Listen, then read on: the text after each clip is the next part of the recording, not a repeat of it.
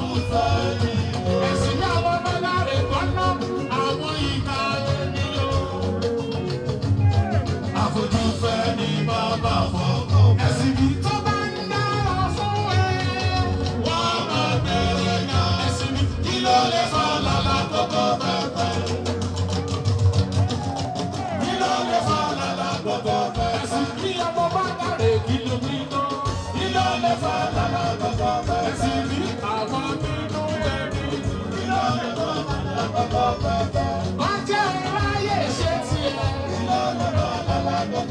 Ẹ̀sìn bí àwọn abatẹni jẹ́. Ọmọdé lédè tẹ́ bá wà nílẹ̀ ẹ sọ sí mi létí. Kílólè o. Ọmọ bàbáre ọ̀pẹ kẹ́tẹ̀ ń dàgbà. Inú wa dábọ̀ òun máa jẹ. Ẹ̀sìn mi ló ní ìsọ̀tẹ̀rí Adémọ́lá ọmọdé lédè. Ẹ̀sìn mi wípé ẹnì kan sọ pé kò sí òun. Tó ṣe kọ́ dúdú pàdú sí Adémọ́lá. Ó yẹ ká fi yé wọn wípé máa dé kẹ̀kẹ́ lọ, a ò bá ẹ ṣeré mọ́. Bàbá gómìnà ló sanwó ọmọ ẹ̀ lọ́wọ́lọ́wọ́. Ó sanwó Adémọ́lá Adélékè mi bàbá. Adémọ́lá ẹnì kan bá sọ pé kò sí òun.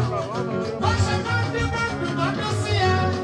Ó yẹ ká fi yé wọn wípé máa gbé kẹ̀kẹ́ lọ, a ò bá ẹ ṣeré.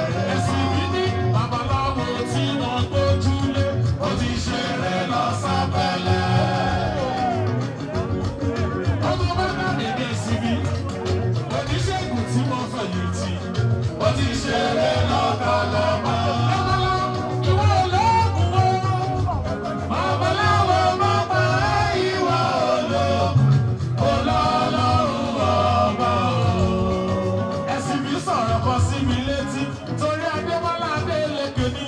Ẹ̀sìn mi sọ̀rọ̀ kan sí mi létí. Ó wá sọ wípé ẹ kìlọ̀ fún bàbá yẹn. Ó yẹ bẹ̀rù búburú sí wa. Ẹni tó bá bá wa rí kó bá wa sọ fún wípé abẹ́rẹ́ á lọ wọ́nà òkun tóbi. Adélékè gbèrègbè tó fọ́ lẹ́yìn lẹ́yìn ọ̀dọ́. Gbèrègbè tó fọ́ lẹ́yìn lẹ́yìn ọ̀dọ́. Gbèrègbè tó máa bọ̀ wá sí i. Lẹ́yìn lẹ́yìn ọ̀dọ́. Ẹ̀sìn bí àwọn bàbáre ló sọ bẹ́ẹ̀. Lẹ́yìn lẹ́yìn ọ̀dọ́. Adémọ́lá oníburúkú ti lẹ́yìn lẹ́yìn ẹ̀. Gbèrègbè tó fọ́ lẹ́yìn lẹ́yìn